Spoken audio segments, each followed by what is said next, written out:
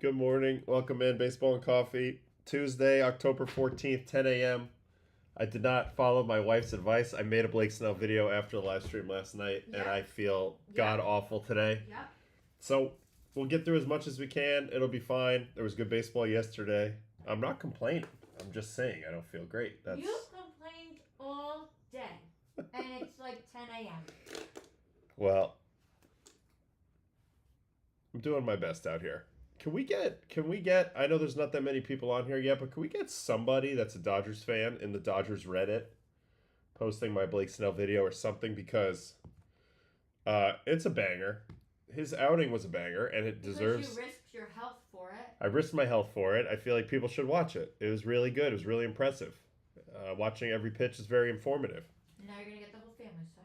And now the whole family's going to be sick, yeah. All right, so anyway, for some reason... Oh, yeah, okay. Yeah, Spectre. You're a Dodgers fan. We need more people to watch my Blake Snell video. It's really good. And not because of me, because of Blake Snell. So, I'm sure some people would like to speed watch his game. Anyway. All right. Obviously, 2 games yesterday. Covered them both on Baseball After Dark. There's a couple more things probably to watch from the end of the Dodger game. I'd like to watch all of Roki's pitches.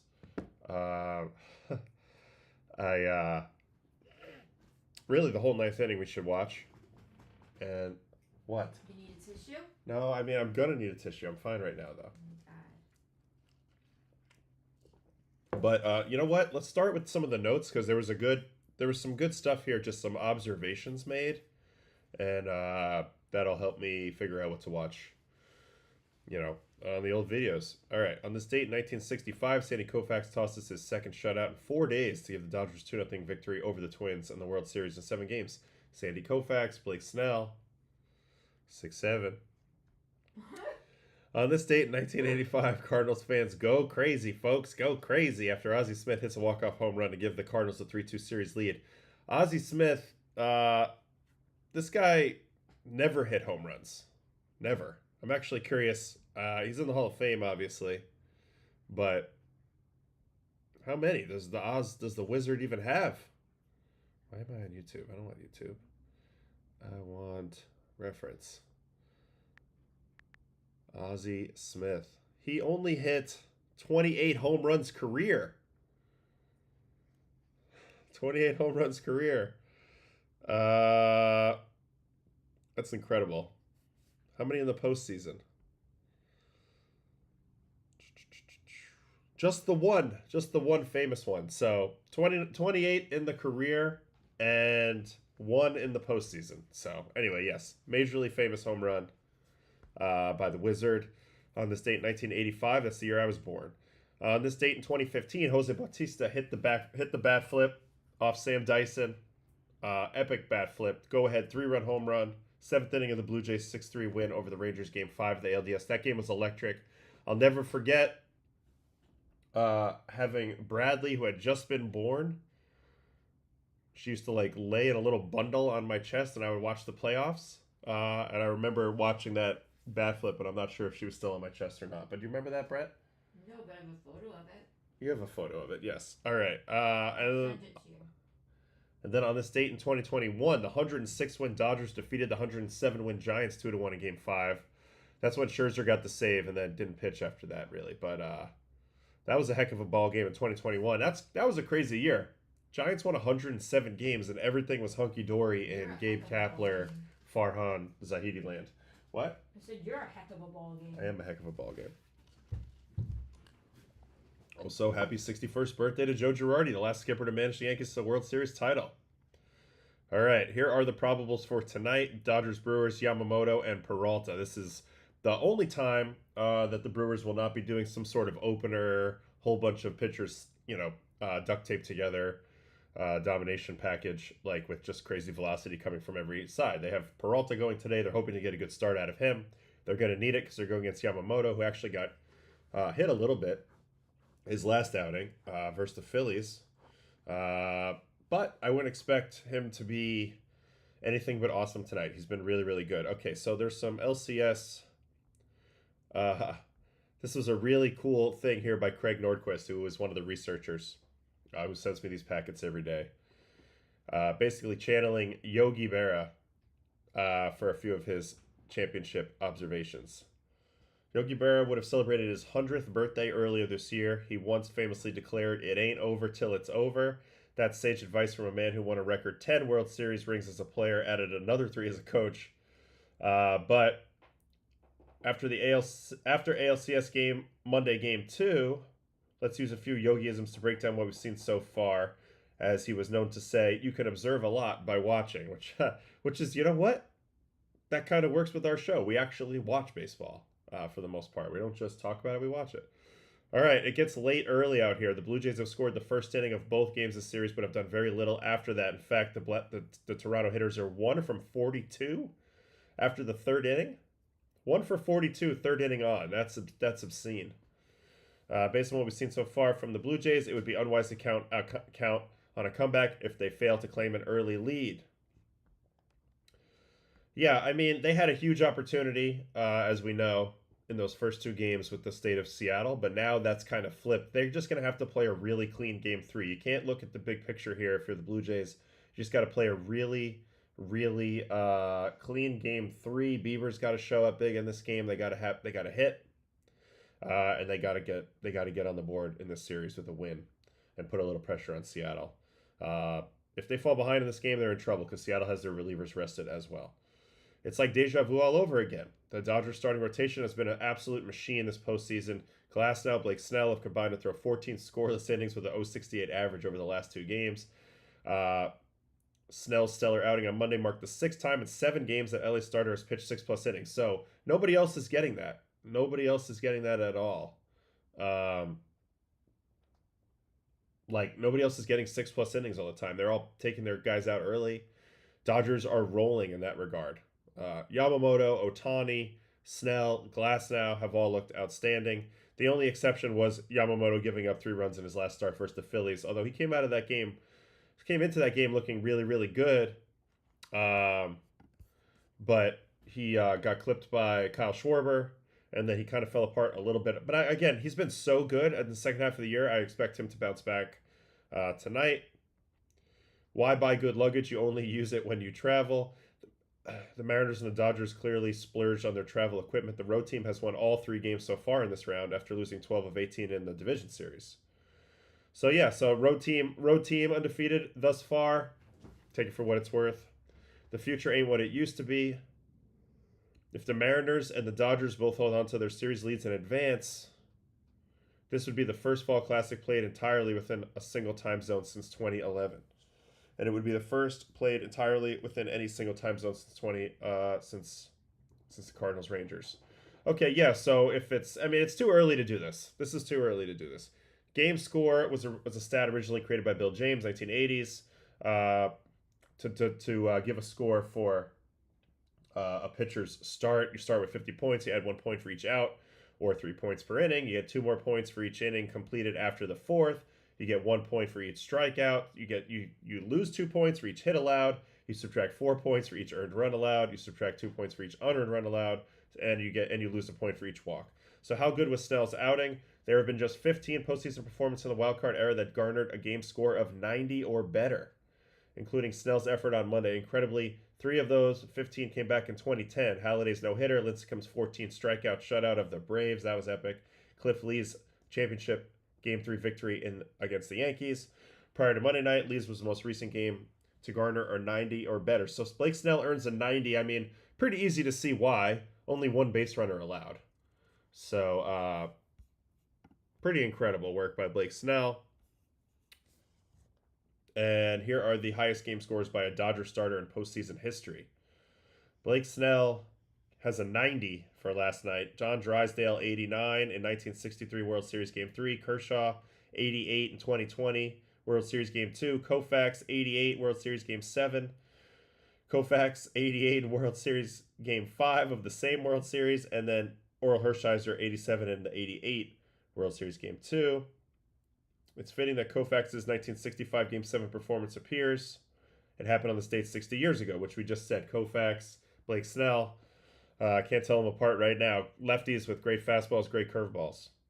Although I don't think Koufax quite had the changeup that Blake Snell was featuring last night. That was next level. Your next level. Thanks, baby. Snell in his last 6 starts dating back to September 10th, 5-0, 0.68, 3 earned runs in 40 innings, 56 punchies, 10 walks, and 0 homers. So he's been unreal. It's perfect Dodger planning. He doesn't really pitch a whole lot during the regular season, but he comes out and he's ready to go in the postseason, and he's had now 3 great postseason starts in a row. Snell, 8 innings, 1 hit, 10 strikeouts. Sasaki then came in, and then Trinan. So let's watch a little bit of Sasaki. Let's watch all of the 9th inning here. All right, Roki Sasaki is going to face Caleb Durbin. That's his first batter. 98 pulled down. Now, the other day in Philly, when he threw the 3 scoreless innings, he pretty much just pounded the strike zone the whole time, especially with the fastball. 80% zone rate. So, the velocity looks fine, 98.6. It's not the 100. That's 99, but let's see the command. There's a strike. He's going to go triple fastball here. 2-run lead. Pitch aggressive to the leadoff hitter. He does it. Jams him really good there. Gets a swing off the plate in. And there's 1 away. So kind of spraying the fastball a little bit, but did enough there. Here's Isaac Collins. Fastball away ball. That looked like it ran away a lot to me, but maybe not. There's a strike. Here comes the 1-1. Here comes the split. 512 RPM. Again, I keep calling it a fork ball. It is a fork ball to me. Here's some information here. Might have missed this earlier message, but Roki had a blister on his index finger. Apparently, it was bleeding. Interesting what that means going forward. Oh, wow. Finger care, very underrated for a pitcher. You definitely want to take care of these things as much as possible. Your nails, everything. Make sure you have your skin's tough enough to handle all the rippage on the seams that you're asking it, to do and withstand. All right, so he's missing a little bit to the arm side in this inning. In this at bat, at least. And then 3-1. Let's see if he misses in the same spot again. Actually, this one was a strike. Doesn't get it. This was actually a decent adjustment on this pitch. I don't like that Will Smith stayed in the same spot the whole time. I've been talking about this a lot. He needs to get his butt over here. His stomach, his chest needs to be on this part of the corner. Because right now his miss pattern is, like, he's missed a bunch of times to the arm side. He's got to get him in the strike zone. In this spot, a walk is actually, like, really bad because it brings a tiny run to the plate. So, even though he makes the pitch here, Roki kind of does it on his own. Will Smith's not in a position to really make this pitch look very good, and so he doesn't get the call. He looks very snatchy with his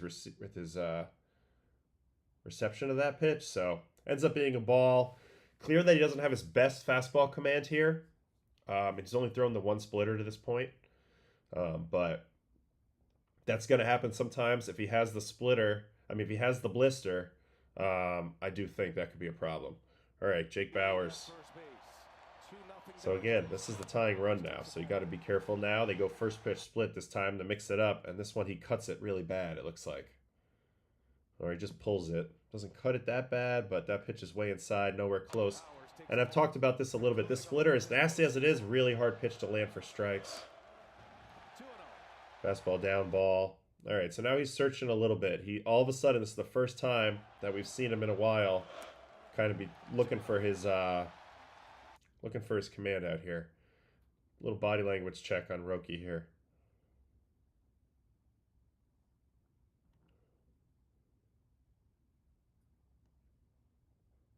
Okay. So that is 2-0. Going to come back here with another fastball and go to 3-0. Misses again. Kind of down into the arm side. You see he's trying to be quick here. Look at the delivery. This is a slide step. This is not his normal delivery. I actually think this is a little bit ill-advised here. I know that you want to keep the double play. You want to keep the double play in order. But at the same time, I need him to throw strikes here. If he steals second, I actually don't care that much. That run doesn't mean anything. That run's irrelevant. You need to focus on making pitches and keeping your pitch quality high here, and I think Roki gets a little bit outside of his body here a little bit. Goes to this abbreviated slide step. Again, Will Smith not really helping him out with his target. He's right down the middle, but I think he needs to hedge a little more to the inside corner on fastballs, inside corner versus lefties. Anyway, 3-0 count. He's going to come back here and get a strike. Actually, perfect execution there. Drills it right in. But again, Will Smith is really on the corner here. So that tells me that they were maybe a little worried about a 3-0 swing here. Kind of a dangerous place to be. Yep, because they go 3-1 split.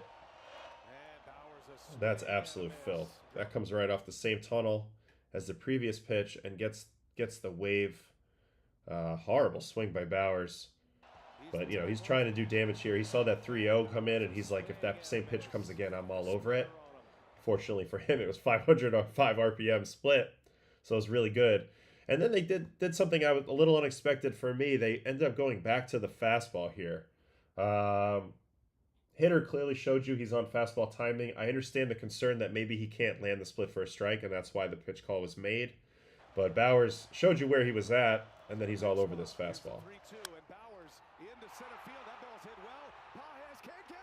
And, you know, Pages, I feel like, didn't get the greatest jump in the world, but it was also hit really, really hard. 109, essentially, at 19 degrees on a line. Unfortunately for the Brewers, it's not hit towards either gap, because that could be a home run.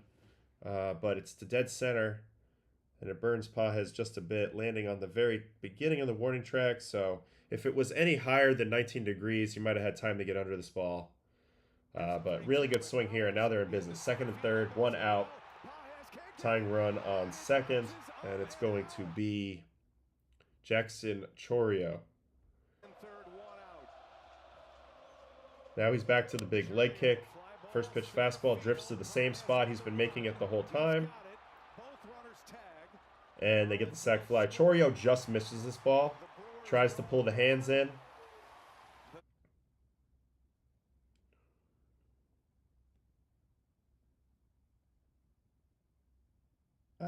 Just off the barrel. He gets there. He gets to the spot. Like you can see the bat's squared up here, but it looks like the ball's gonna hit right here. Not quite barrel.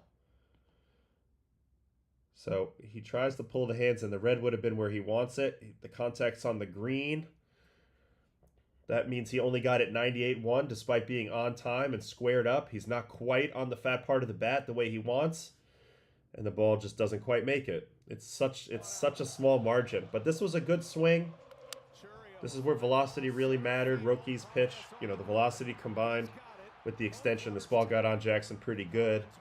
But I will also note, Sasaki was bumping 100 pretty regularly last game. And even though this is plenty of velocity, 98.5, it's not 100. So there's the sac fly. One run comes in. Doesn't matter. But now... the tying run is on third, and this is an interesting spot to be in if you're Sasaki and if you're the guy calling pitches behind the plate, Will Smith. He's got this fork ball. It's unhittable, but it also has a mind of its own, and a wild pitch here means tie game. So how often do you want to go to it? What's the plan? Yelich has had a weird day at the plate versus Snell, and now they have to go ahead and try to make this happen. So Yelich comes up. And he goes right to the split right away, which I don't blame him. It's his unhittable pitch. This is a ball. Again, really hard pitch to land for a strike. It's a slip pitch. With that little spin on it, I mean, it's slipping out of the hand. Somebody mentioned in the chat the other day that R.A. Dickey in his Cy Young Awards season averaged somewhere between 300 and 500 RPM. This is 464 RPM. So it's not a knuckleball, but it kind of is a knuckleball. Ball one. Another knuckleball coming. AKA split. And disgusting pitch. I mean, this is right down the middle. Yelich says, I'm going to kill this pitch, and then look at it drop. And negative 7.4 inches of induced vertical break, which is exceptional. Exceptional, exceptional, exceptional. Let's watch that one more time. Because I think there's a little bit of a perception that Roki was like really bad last night. And I just think he was just slightly off with his fastball command, and then he got himself sped up when the guy got on base. But he threw a lot of quality pitches even in this at-bat. This is a really nasty split. Negative 10.5. But, you know, when you're a two-pitch pitcher, you know, and you start repeating a pitch over and over again, it does give them a better reference point for swings and takes. So good take here. And then this one, he really pulls the fastball. Try to overthrow it a little bit. You know, you're behind in the count to a good hitter. You don't know if he's on the pitch or about to throw. You try to do a little too much here. And he overthrows it and gets himself to 3-1. But they don't give in. They come back with a split. This was a really good pitch call and just a perfect execution on the corner as well. Hard to locate a pitch better than this. Man, just shaves the corner, and the umpire got it right. All right, 3-2. Another one. Kind of a similar pitch, fading away this time. Yelich able to get a piece of it and nick it foul. And he's going to do it yet again on another 3-2 with a split. This time he's seen enough of them and he's able to lay off of it. And that's a walk, and that spells the end for Sasaki. So, you know, Roki just, I feel like once he got in trouble, he did a good job. I think he did a good job in this at-bat. He didn't give in. This is a tough guy to face. He's a singles hitter. He'll use the whole field.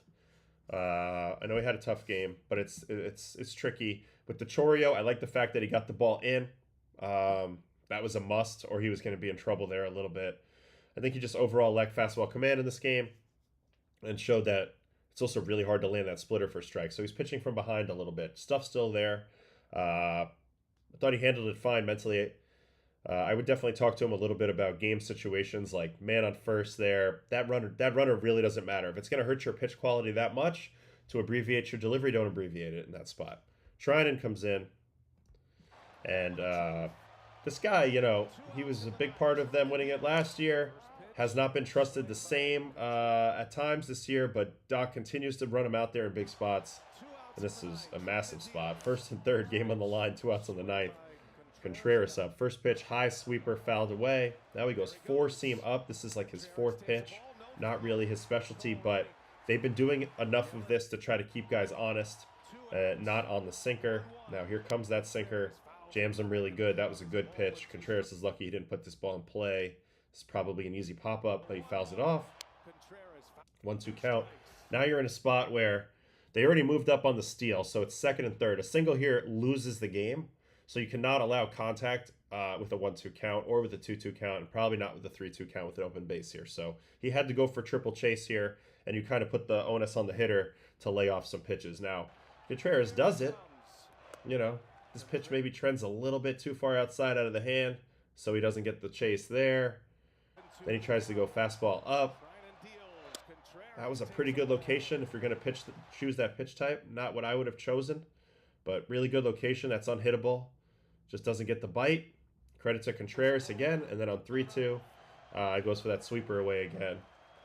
And another outstanding take by Contreras. So I don't think Trinan did anything wrong here. Contact is your enemy in this spot. You have the option of getting him to swing at ball 4. You know, not give in here. And then it's still the same situation with the new hitter up there. So credit to Contreras, but I don't have a problem with Trinan's approach here. Yes, he doesn't get the put away here, and it takes another batter. But I get what they were thinking with that. And now Terang. Now this, to me, was a bad matchup for the Dodgers. But he's able to get ahead in the count. That makes all the difference. Fastball up, 4-seam. Big key here. You know, it's not a great 4-seam, so the location has to be on point, and it is. Up and away, just above the bat path. Gets us to the 0-1. Sweeper off that. They try to go back door with it. This pitch was close, but it was also close to being a disaster. You see the target. Will Smith starts off the plate. They want to start it here and run it back to the corner here. That's the safe spot. He ends up pulling it down in. Luckily, it has really good movement on it. -14, -1.2. And it's a touch below the zone. Maybe even clips it. If this ball misses here, this would have been a really bad, really bad pitch. He gets lucky because he does put it a little bit lower. Maybe not lucky. He's skilled. Gets it a little bit lower. Actually shaves the bottom. Will Smith is not ready to catch this. He's expecting a backdoor top shelf pitch. Doesn't get the call. So a lot happened there to get to 1-1. Gonna double up on the sweeper now. And there it is. There's that up and away backdoor sweeper. That's the pitch he wanted before. Why the up and away? Well, the up and away, just a really hard pitch for a lefty to swing at. This ball pops up and away from them with a lot of spin. Their bat angle wants to drop. It's not a pitch that their swings are usually designed to crush. It's something slow, backdoor up and away from them. So, great pitch there. Gets to 1-2, and now he's one pitch away. First attempt is another sweeper. And this was a kind of, controversial moment. Not controversial in that I think anybody's mad at Bryce Terang here. But obviously he could have got hit by this pitch and tied the game. Human nature dictates just to get the heck out of the way of something coming at you. And that's not even there's no thought there. It's a thoughtless process. He just gets out of the way and survives another pitch. And it's actually really helpful for the Dodgers because Treinen overthrows this pitch going for the punchy, pulls it way in. Terang lets him off the hook by not getting hit by this. But I guess he didn't grow up playing baseball in Southern California or college baseball in a lot of programs where they teach you to get hit here. So, all right, 2-2. Goes back to that fastball up. This time he does get the strikeout way up top. Terang chases. Unhittable location. Treinen comes through. They tiptoe through the ninth. I personally would have sent Blake Snell out for the ninth. I know he's got more games to pitch in this postseason, but I thought he was going to go 1-2-3 again the way he was shoving. So Treinen comes through big time, gets the strike 3 there on Terang up in the zone, and that's how the Dodgers hold on in last night's Wago. In the Blue Jay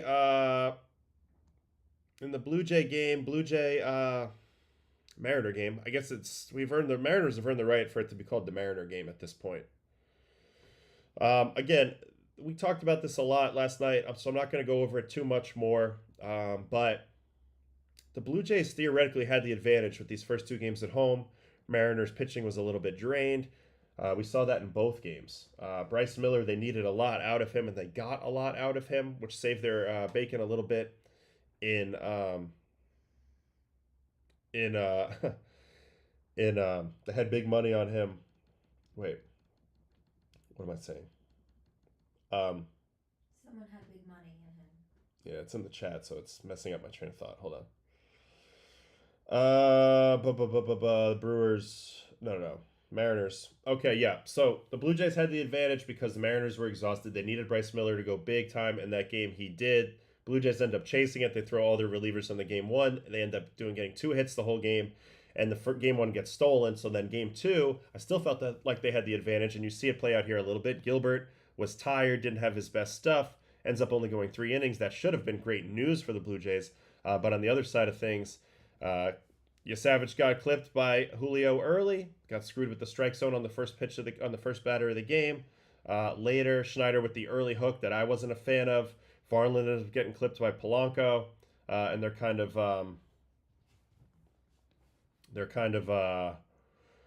back to it.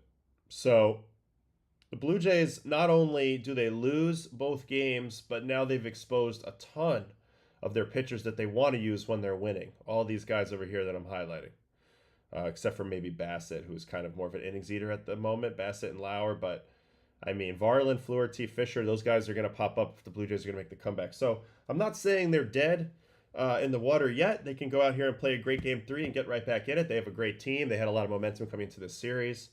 I don't think that the series is over yet by any means, but the first 2 games went about as bad as they could go. All right, so now let's turn our attention to tonight. 1 game, Yamamoto Peralta, and we're going to go through a little bit of the notes for tonight's game. What else we got here? Quick question in the chat before we do it, though. Let's do a few things in the chat before we get it going on tonight's game. How wide do they hold the grip on a good split? Who was the pitcher that practiced on a watermelon stretching out his fingers? I'm not sure. I know Jose Contreras and a lot of guys would use a softball because it's a lot bigger. So that would kind of how they would stretch out their fingers. So you hold it varying degrees of wide. I've seen splitters held this tight or all the way this wide, like forkballs. So it's like you're barely in there. I've seen people where they try to get it between these 2 knuckles. I've seen guys throw variations where they have it so jammed in here, they don't even have their thumb on the ball. That kills a lot of speed. So there's a lot of different ways you can hold it. You can go with the laces, the way I'm going here. With the laces, you can go against the laces. You can go in between. This is also a kind of Jose Contreras style. Get them split all the way to these two laces, one here and one here. So there's a bunch of different ways to do it, varying amounts of spread on those fingers. And I would say the more they're spread, the slower the pitch is and the lower the RPM is, typically. Savage velocity was dropping significantly down to 91, 92 in the fourth. A mistake was letting him start the fifth, in my opinion. I don't have a problem taking out you, Savage. I have a problem with the intentional walk of Cal Raleigh. That's my issue. Man on second, no outs in a tie game in the fifth inning here. You're the home team. I know Cal Raleigh had a great season, but it's all about the big innings in the playoffs. If Cal Raleigh gets a hit there, then it's going to be one run, and they're going to have a man on first who's not very fast, and then they can go kind of approach the inning the same way. But to set up the inning for a potential disaster with multi-run home run potential, to me, made no sense. Julio Rodriguez had already hit a 3-run homer. He was coming up next. And if he decided to bunt, that would have been a good strategy as well. It would have been second and third, one out. Maybe he's safe because he's fast. So that would have been hard to defend against as well if they decided to go that route. And then after him is Polanco, where I know maybe your matchup numbers are saying, let's face Polanco, but Polanco's been kind of the guy that's making it go for the Mariners right now. 2 home runs off Scooble, walk-off hit in the ALDS to send them to the CS, 2 RBI hits the night before, and then he does come through with the 3-run homer. So that was my issue a little bit, is that there was danger lying right ahead of that. And to put more guys on base and set up a potentially crooked number, which I know defeats you, would not have been what I would have done. Shane Bieber, we will cover tomorrow morning for sure when we go over, when we get ready for their game, 100%.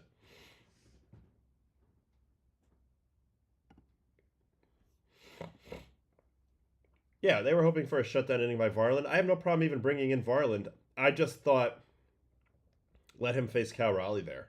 Don't automatically put 2 guys on in this situation. That was my whole thing. Keep it, minimize damage. You're going to have to score another run anyway to win. Try to keep it at 1 or none that inning. Don't sell out for the 0 and force yourself to open up for 3. That was my personal opinion on that. All right. Notes for tonight. Dodgers Brewers game 2. Yamamoto, Peralta. A must-win for Milwaukee. Outside of 2020, 25 of 28 teams, 89% who won the first 2 games of a best-of-7 series on the road have gone on to win. So, statistically, it's somewhat of a must-win for Milwaukee today. They'll definitely throw every single thing they have at winning this game, and we'll just have to see how it goes and how they look against Yamamoto. Dodgers have won 16 of their last 20 postseason games dating back to Game 4 of the 2024 NLDS versus the Padres. Club is 8-0 in games decided by 2 runs or fewer in that span. So they've played some good baseball in tight games, wheel plays, guys who have been struggling all season on the mound, like Trinan coming through in big spots. They've gotten huge performances at the right moments over this last 20 postseason games. Freddie Peralta has split his 2 LDS starts versus the Cubs, allowing 5 runs and 3 homers in 9 2/3 combined innings, winning Game 1, losing Game 4. 4 of those 5 runs came via first-inning home runs. Seiya Suzuki and a 3-run shot by Happ. So keep an eye on that. Obviously, the Dodgers have a pretty potent top of the order as well. The Dodgers have scored just 1 first-inning run this postseason, a solo homer by Ohtani off of Hunter Green. All right, so that means maybe they're due for a little first-inning damage. I don't really know how to digest that stat. Feels kind of meaningless. Peralta is one of just 4 players, Kershaw, Muncy, Yelich, on the LCS rosters who appeared back in 2018 NLCS. You okay? Yes. Woodruff was also there, but he's out for the series, which is a big shame for the Brewers. I thought he looked pretty good when he came back this year. He's had a hard time staying healthy in that shoulder lat area last few years for sure. Peralta won each of his 2 starts versus the Dodgers in July, allowing 4 runs in 11 combined innings for a 3.27. He is 4-2, 3.28, 3.29 ERA and 8 career starts versus the Dodgers. So he's had some success versus the Dodgers.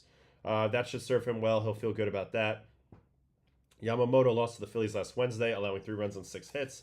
including that diesel home run by Kyle Schwarber, 455. It was the first time he lost in the playoffs. He had been 3-0, 2.84 in the first 5. Previous playoff start, Yamamoto beat the Reds, 200 runs in 6 2/3 with 9 strikeouts. And the Dodgers starters have destroyed the competition this postseason. They're looking for that to continue. The shortest start of Yoshi's career, where he allowed 5 runs, 3 earned, retiring just 2 of the 9 batters he faced in a 9-1 loss in Milwaukee, occurred on July 7th this year. He's lifted after only 41 pitches. Andrew Vaughn clipped him for a 3-home run in his Brewers debut in that first inning.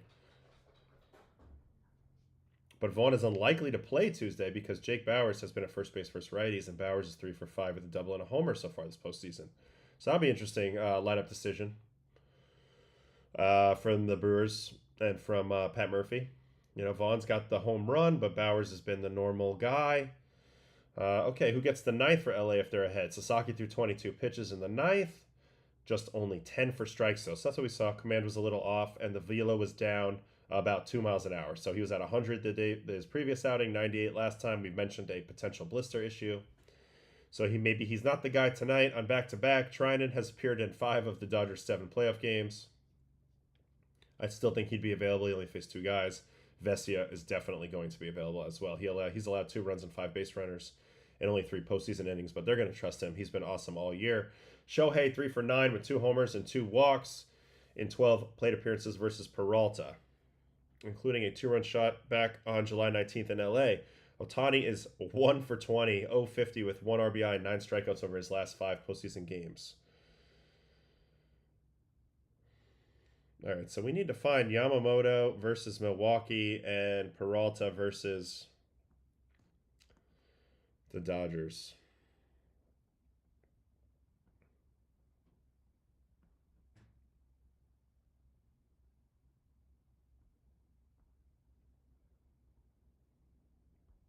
Yeah, so this was his career worst start so far in the big leagues for Yoshi versus the Brewers. Frelick was in the leadoff spot in this game. Hammers a curveball for a double.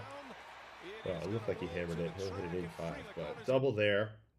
Contreras walk. Contreras in a 3-2 count with Chourio on deck. And he pulls a split. Very odd for him there. Chourio fly out. Yelich ground out. And then here's the Vaughn homer. Gets him on a slider. Don't think you'll see very many sliders from Yoshi today, but we'll see. Ooh, slider above the zone. Damn. Almost smashed. Over the bullpen, 101-8 at 30. So Andrew Vaughn clips him on a high slider. Then we got a single walk, throwing error single. He had a kind of a start from hell against these boys the first time. Does that matter? Does that translate? Probably not. It's been a while. But, you know, the big thing I'm seeing here is there's 2 walks in this inning, very un-Yoshi-like. 7 pitches to rank, down and away, and it's another base run. And Dodgers, I remember, they were in a little bit of a mess at this moment playing the Brewers. They got swept in this series. They were not playing good baseball at this moment. They're a much different team right now. Yeah, Mookie with a very unsure throw there. He's looking awfully confident with his throws right now. So things can change, but I just wanted to see this really quick. There goes Durbin. Oh, a bleeder here. I mean, he just couldn't win in this game for sure. He had a tough night. So, all right, interesting to see. And then on the other side of things, Dodgers Brewers. There was a Peralta game here. Shohei strikes him out in the first inning on a curveball. Ohtani starting this game and he's down swinging as Peralta breaks out. Okay. Freeman on a curveball. No, on a fastball. That's how Freddie's fastball plays. Plays really good up in the zone. Look at that. Look at that rise effect that he's getting. It's a good angle just to at least see this. You know. Just zipping up there with that backspin. Freddie can't catch up to it. Here's a Tommy Edman called out on strikes. It's probably going to be down, I'm guessing. Let's see. Yep, down, painted. So that's part of his game when you don't chase something low. Anyway, here's the Shohei home run. So second time through, Shohei clips him on a first pitch changeup. Very interesting. It's just middle. You know, I think he was seeing the ball, hitting the ball there, and that's unbelievable swing. 114 at 28. Holy cow. I mean, not a good pitch, but geez Louise. First pitch is drilled in the air to center field. Forget it. That ball's crushed. They had a nice rally here in the third. Will Smith going the other way on the fastball. Teoscar. There was a walk right before that. Kind of skipping around here. Teoscar, good swing, going the other way again. So Peralta will look to get his fastball up a little better than we're showing here. Change up more down. Looks like it's more of an execution issue here in some spots. Got a great fastball, but when it's middle down, tends to be a trouble. There's some runs scored there. And that's about it from that game. All right, back to more of these notes here. Kike in 7 playoff games, 347, 414, 462, 9 for 26, 3 doubles, 5 runs. It never stops. It's rinse and repeat every year. He plays really, really good in the playoffs. Andy Pajas, who finished second on Dodgers with 27 home runs, has 1 hit and 27 at-bats this postseason, including 15 empty at-bats with runners on base. They'll continue to play him, though, I'm sure. But, yeah, that's dragging their offense down a little bit. He's responsible for kind of getting on ahead of the top of the order. So Pajas is a big deal.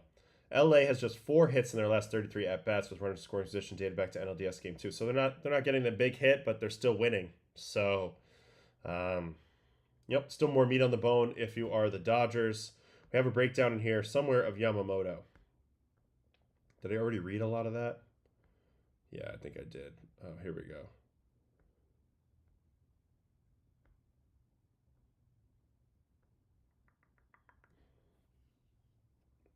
Interesting first year at MLB for Yamamoto. Last year, struggled in his first start of the year. First, the Padres in Korea, if you guys remember, got kind of pummeled right away, gave up 5 runs to open the season.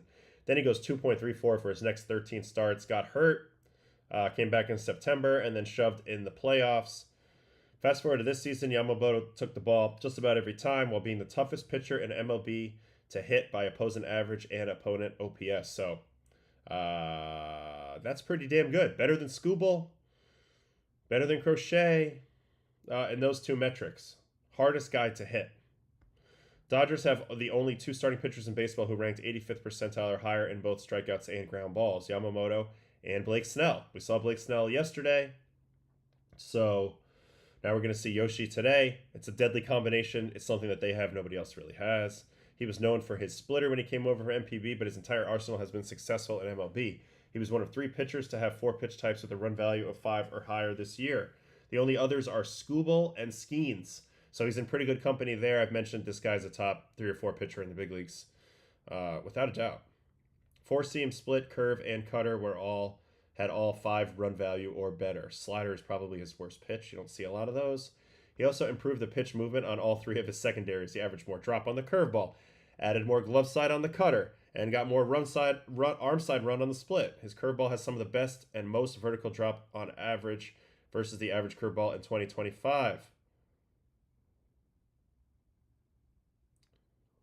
Looks like it's ranking number 3 with 6.8 inches above average.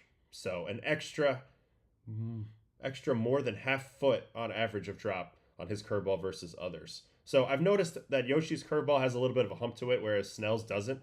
But the fact that it drops so hard, so fast after that makes up for that big time. Maybe you can see it on the pop effect, but you're going to have a hard time chasing it with how much it's dropping at the rate it's dropping. So I say all that to say that his fastballs have been his best pitches in 2025. His opponent's slugging in 2025 was the second lowest in all of MLB, behind only Padres closer Robert Suarez. Now, a big deal this year with Yoshi is he's throwing both fastballs again, 4-seam and sinker, keeping you off the barrel really, really well. And then the other hallmark of him is his impeccable command. Only 5 other hurlers have pitched the edges of the zone more often than Yamamoto over the last 2 seasons. And he throws 95 plus, and the rest of those guys are below league average in velo. So it's the combination of velocity and command from Yoshi. Edge percentage, 46.2. That ranks, let's see, 1, 2, 3, 4, 5, 6th in the big leagues. But again, he's the only one doing it at the speed that he's doing it at. So it's kind of a DeGrom effect of power and precision combined. His numbers were better overall in 2025 thanks to improved numbers versus righties. He's always dominated lefties with great curveball, four-seam and split. Those pitches make a ton of sense when facing opposite-handed hitters versus righties. Not as much, but he's upped the usage of the sinker, and I feel like that's been a big deal. This year they hit 191 off of him. Last year, 263. That's a big difference. Huge difference. Pitch usage versus righties. So, yep, that's the big thing. He upped the sinker, became a part of his game. It's now 13.8%. It was only 5 last year. So he's getting off the barrel, getting easier outs, and dominating those righties. Last year, he went mostly glove side to the righties, but the sinker allows him to pitch more arm side. Now, these tables are not really properly put out, but simply put, with the sinker, he can jam guys inside, keep them from hanging out, only away. And now with his impeccable command, he can just use fastballs oftentimes to then set up the split. Or really whatever he wants. He can work outside, inside, upside, downside with his command. And the two shapes make it really hard to match, barrel with path of ball consistently. So the splitter is the one concern right now. He's gone away from the split by almost 15% right now because he's struggled a little bit with his splitter command. I think more than anything else, it's been the splitter command, and it's really hurt his whiff percentage. Just not getting it into the perfect lanes. In the regular season, he was getting 42.1% whiff on the split. This year, it's down to 20 in the postseason. So that's a big deal. That would probably be the one reason to cast a little bit of doubt on whether he can keep going, but I think he's going to fix the split in relatively short form. This is a pitch he's had for a really long time. I expect him to be really good with it all the time. His curveball has been his top weapon versus lefties with 2 strikes so far in the postseason since he's not been using the split. Again, without the split, he's slightly limited, but I wouldn't expect it to go away. I'm sure they've been working on it daily to get it right, get the orientation right, get the seams right, and figure out that split. And it's about command. You can see Yamamoto has lost command of his splitter while he typically threw it arm side throughout the regular season. He started to yank the pitch to his glove side this postseason. So that's down here a little bit. You can see some of this bigger red clump down by the shins of the lefty hitter. We're in the catcher's orientation looking at these charts. So he's pulled a few of those where during the regular season he was pretty damn consistent in getting that ball down and away from lefties. So it's probably just a lane thing. He'll figure out his lane, I'm sure. I don't really want to look at his last start too much because I feel like it's irrelevant versus the Brewers. It was just that one inning. We watched it already. I think he'll be a totally different pitcher today, totally more ready. Now, one thing that could pose a problem for Yoshi is the Brewers have handled 95 plus as well as any team across the majors. So that gives them a little hope that they can hit his fastball, and he is throwing a lot of fastballs. If I'm the Brewers, the approach today is to definitely be on the fastball early. He has to throw strikes. He has to hold back some of his off-speed early because he's not feeling great with his split right now, unless that's fixed. So if it's fixed, you'll know right away because he'll be going to off-speed more early in the count. But yes, this is a good comment by Spectre as well. His final year in NPB, he struggled really bad, I believe, in Game 1 of the Japan series, or it was the semifinals. And then in the deciding game, he came back and pitched like 10 shutout innings, bouncing back with an epic outing. So he has a history of doing this, and I expect him to keep going, honestly. He's that good. He's that good. He just really is. All right, is there anything else here? There's some notes on the Blue Jays and Mariners, but they don't play till tomorrow. So we're gonna preview them tomorrow. That is it then. When it comes from basically getting ready for tonight. We are fully ready for this game now. You're going to see Peralta. You're going to see the Brewers throw everything they have at the Dodgers, all the velocity they've got, try to keep them down as much as possible. Whereas I think Yamamoto, they're going to give him a little room to breathe here, but they have a rested bullpen as well behind him. You might see Sheehan. You might see Vesia in this game. I don't think you'll see Sasaki. I think they'll try to get a handle on what's going on with him. Try to see what's going on with him with his fingers and get him right because they're going to need him in short order here. All right, we got a question in the chat before I say goodbye. Should a pitcher face a great batter prioritizing their strengths or the hitter's weaknesses is dependent on the hitter-pitcher? If my strength is fastball, the hitter's fastball masher. It's a great question. Talked about this before a little bit. typically, you want to pitch mostly to pitcher strength. Like, you don't want to go away from your strength to completely run away from hitter strength. Oftentimes, though, there will be a hitter weakness that lines up with one of your strengths. So then you would shade towards that because that's a double whammy. If you have no experience facing each other head to head, it's even more important to just be who you are and pitch your normal game to the hitter until they prove within that matchup that they can get you. Of course, you want to be aware of what they generally hit, but at the same time, every matchup is fresh and new, and I think you should just go at it and always prioritize pitching with your own strengths. Now, over time, that does shift, and over time, hopefully, if you're a great pitcher, your weaknesses become strengths and you have more strengths to go to, which I think is what happens for most guys that survive a long time. They have more things they're comfortable to going to, and so then it becomes a question less of what are my strengths, but what are the right pitches in this moment to this hitter. And once you're at that point, you are focusing a little more on the hitter's weakness. But overall, pitchers are going to generally pitch the way that they pitch. They usually have a standard plan versus righties, standard plan versus lefties, maybe one or two counters off of that, and that's about it. And that's really about all you need if you know how to read the at-bats. So I hope that answers your question, Jigsaw 714. But initially, yes, I would say pitcher strength over batter weakness would be the more important way to go about it from a pitching standpoint. For a team that can handle velocity, what are they doing to catch up?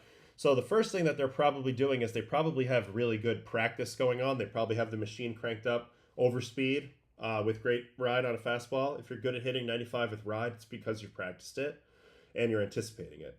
So oftentimes you'll figure out what zone you need to see that pitch in to go ahead and attack it. But I also feel like a little bit of it is partial to the Brewers' overall contact approach. They have shorter swings. They don't have as much length to them, so they don't have as much trouble catching up to velocity. They tend to square the ball up more often with these shorter swings. There's less margin for error, and they put the ball in play. And we're just talking about batting average here. So putting the ball in play on low line drive sprays, not necessarily, it doesn't have to be 100 miles an hour all the time. You're going to get a lot of hits, and that's going to show up in the stats over time. And that's kind of the way that's played out. Over 162, short swings versus velocity, you're going to put more balls in play. But I also think probably on the player development level and on the practice level, they're probably doing a really good job preparing their guys for velocity when they're going to see it in those games. High-speed machines, other type of training, starting your swing a bit earlier, eliminating all timing mechanisms that make you struggle on velocity. So a lot of that stuff gets fleshed out over time, and they clearly have a bunch of guys who have covered that weakness. Okay, one last check-in on tonight's game. It will be at 8:08 p.m. Yamamoto, Peralta. Should be fantastic. Dodgers looking to go up 2-0. Brewers looking to even it up before they head out to Chavez Ravine tonight on the plane. And it should be a fun baseball game. There will be no baseball after dark tonight because it's only the one game. We will recap this entire game tomorrow and get prepared for Mariners Blue Jays ALCS Game 3 tomorrow morning as well. So thanks for hanging out with me today. If you can spread the word at all in any fashion, particularly on Reddit, about my Blake Snell video, I feel like people would watch it. I feel like it deserves some eyeballs. So anyway, I thank you guys for that, and I'll see you guys later. All right? Have a good night. Have a great day, actually. And peace out. Thanks so much. Bye-bye.